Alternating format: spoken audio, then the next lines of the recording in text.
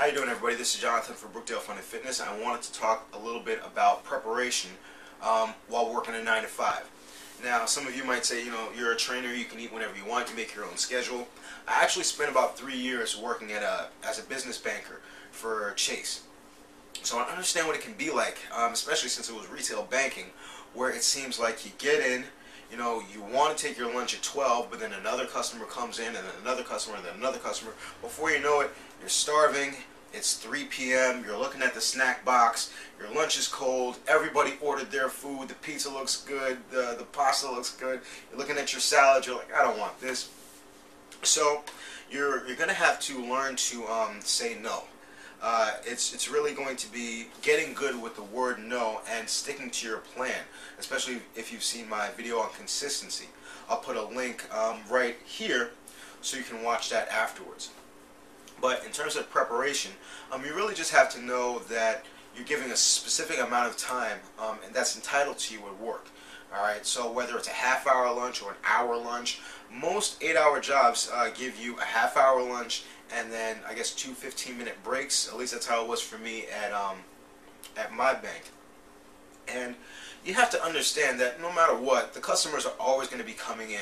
You're going to have to get to a point where you're able to put yourself first.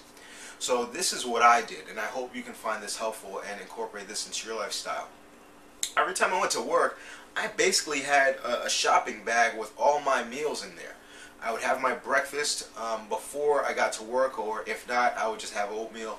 I would have it in a little bowl. I'd just make sure to get to work a little bit early, make sure my desk was clear, have my oatmeal, and then start my day. And then I just made up my mind. Once 10 o'clock hits, I'm going to go, I'm going to have my apple, or I'm going to have my piece of fruit, whatever I had set aside for myself. I'm going to come right back to my desk. I don't think people put enough emphasis on the importance of their need to eat. And that's why people tend to crash at around 2 o'clock, because they haven't eaten anything all day, and then they get that quick pick-me-up, and then by the end of the day they feel bad because they had the Snickers bar that they really didn't want, but they were just so tired. Either that, or they fill up on coffee. So make up your mind. 10 o'clock, alright, I'm going to have this meal. Once 12 o'clock hits, it's tough in retail because everybody's on their break. So you've got to be that one in the office that goes like, listen, all I need is 15 minutes. All you need is 10 minutes. It doesn't take that long to eat a meal. When people go out to lunch, sometimes they'll talk on the phone, or sometimes they'll try to run an errand.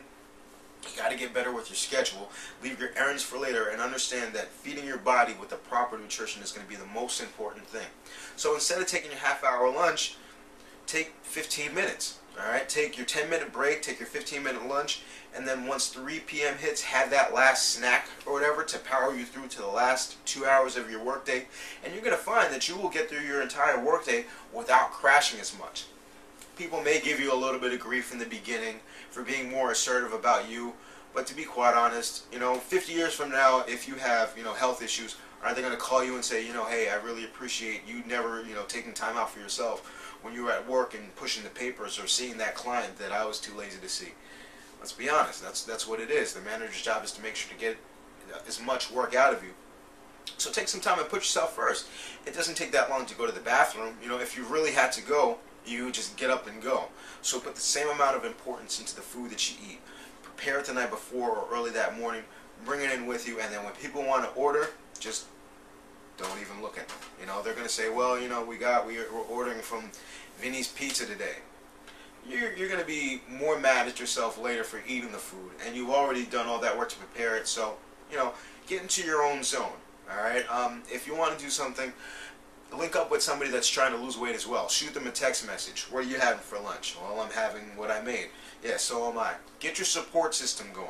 That's going to help you to remain consistent, because the people at your office either don't have your goals or they don't have the strength to do what you're doing, and in order to make themselves feel better, they're going to try to derail you.